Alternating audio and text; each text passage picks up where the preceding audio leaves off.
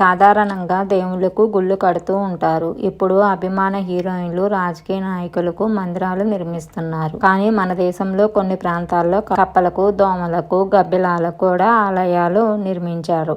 వీటిలో కొన్ని ఎంతో పురాతనమైనవి. భక్తి మనిషి జీవితంలో ఎంతో ప్రాముఖ్యతని సంతరించుకుంది. ఏమాత్రం కష్టం వచ్చినా దేవుణ్ణి భక్తితో ప్రార్థించాల్సిందే. ముఖ్యంగా సనాతన సంప్రదాయాలకు ప్రాధాన్యతనిచ్చే మన దేశంలో భక్తి రోజు రోజుకి కొత్త రూపులు తొక్కుతుంది.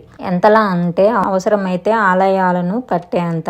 దేవుళ్లకు గుళ్ళు కడితే పర్వాలేదు, కానీ ఇష్టమైన హీరోయిన్లు, రాజకీయ నాయకులు అంటూ రోజు రోజుకి ఒక గుడిని నిర్మిస్తున్నారు. అంతేకాదండి, కొన్ని చోట్ల అయితే ఇతర జీవులైన కప్ప, దోమ, ఎలుక, ఆఖరికి గబ్బిలానికి కూడా ఆలయాలు నిర్మిస్తున్నారు. జంతువులకు గుళ్ళేంటని ఆశ్చర్యపోనక్కర్లేదు. భయం, భక్తి ఉన్న మనుషులు ఈ రెండిటి కోసం ఎవరికైనా ఆలయాలు కట్టేస్తారు. మరి ఇంత వింత విచిత్రమైన ఆలయాలు ఎక్కడ ఉన్నాయో, ఎవరెవరు కట్టారో ఇప్పుడు చూద్దాం రండి. గబ్బిలాల గుహ. బాలి ప్రాంతంలో గబ్బిలాల కోసం బ్యాట్ కేవ్ ఉంది. అందులో గబ్బిలాలు నివాసం ఉంటాయి. అక్కడున్న స్థానిక ప్రజల కథనం ప్రకారం ఆ గుహ కింద ఓ నది ఉంది. ఈ నదిలోని నీటిని గాయాలను నయం చేయడానికి ఉపయోగిస్తారు. ఈ ప్రాంతంలో బాలిని దేవుడిగా పూజిస్తారు. పర్యాటక కేంద్రం ప్రసిద్ధిగాంచిన ఈ ప్రాంతం యాత్రికులతో కలకలలాడుతూ ఉంటుంది. పొగటిపూట గబ్బిలాలు కనిపించవు, లోపల గుహలో ఉంటాయి. సూర్య అస్తమయం తర్వాత గుహ నుంచి బయటికి వచ్చి కలయి తిరుగుతాయి. కప్ప మందిరం. ఉత్తరప్రదేశ్ లోని లఖిమాపూర్ జిల్లాకి చెందిన ఆయిల్లో కప్పకు ఆలయం నిర్మించారు. దేశంలో కప్ప గుడి ఉన్న ఏకైక ఆలయం ఇది. ఇక్కడ కప్పలను పూజిస్తారు. మండుకా తంత్రం ఆధారంగా ఈ గుడిలో శివాజీ కప్ప వెనక భాగంలో కూర్చొని ఉంటారని అక్కడ ప్రజలు చెబుతారు. 200 ఏళ్ల నుంచి ఉన్న ఈ కప్ప మందిరాన్ని వరదలు, కరువు కాటకాలు నుంచి బయటపడేందుకు గాను నిర్మించారు. సాధారణంగా వర్షాలు పడకపోతే కప్పలను పూజిస్తారని విషయం అందరికీ తెలిసిందే. సాధారణంగా ఆలయాల్లో నందీశ్వరుడు కూర్చొని ఉన్న విగ్రహాలను చూస్తాం, కానీ ఇక్కడ ప్రత్యేకత మాత్రం నంది నిల్చొని ఉంటుంది. ఈ కప్ప ఆలయంలో శివలింగం కూడా ఉంది. ఈ లింగం రంగు ఎప్పటికప్పుడు మారుతూ ఉంటుందంట.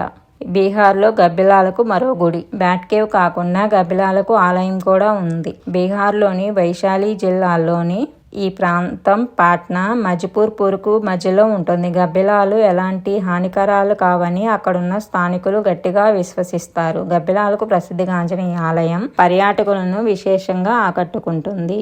ఇప్పటికీ అక్కడున్న గ్రామస్తులు గబ్బిలాల వల్లే తామంతా సురక్షితంగా ఉన్నామని బలంగా నమ్ముతున్నారు. చుంచెలికకు చిన్న గుడి.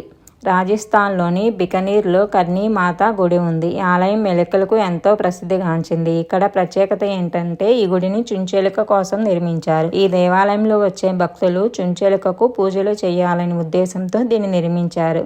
అంతేకాకుండా అక్కడికి వచ్చే భక్తులు చుంచెలుకలను దేవుళ్లా భావించి బహుమతులు కూడా అందజేస్తుంటారు. ఇక్కడున్న ఎలుకలన్నిటికీ పూజలు అందుకుంటున్న చుంచెలుక తల్లి వంటిదని అక్కడ నమ్ముతారు. దోమక గుడి. దోమక గుడి ఏంటని వినడానికి మనకు విచిత్రంగా ఉండవచ్చు, కానీ ఇది నిజం. ఇంతకీ ఈ గుడి ఎక్కడో లేదు, మన తెలుగు రాష్ట్రాల్లోనే ఉంది. హైదరాబాద్ పరిసర ప్రాంతాల్లో దీన్ని నిర్మించారు. ఈ ఆలయాన్ని ఓ డాక్టర్ నిర్మించారు. దోమకోట వల్ల వచ్చే వ్యాధులు గురించి ప్రజల్లో అవగాహన కల్పించాలని ఉద్దేశంతో ఎం సతీష్ రెడ్డి అనే వైద్యుడు దోమ ఆలయం కట్టారు.